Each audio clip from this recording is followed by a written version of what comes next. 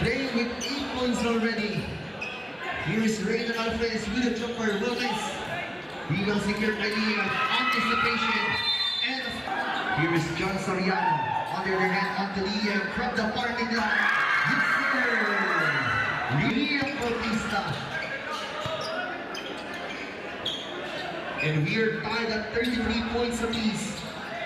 Here is Joe on the other hand. Yes, sir. First field goal from the 3-point distance for John Sumangay.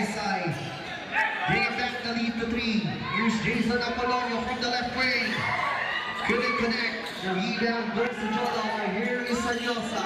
On to the face. Raymond takes out. And hesitation here from JC Torres fires. JC Torres, 3! Holding from the parking lot there. Here is John Soriano. He kicks out. And there's a whistle down play.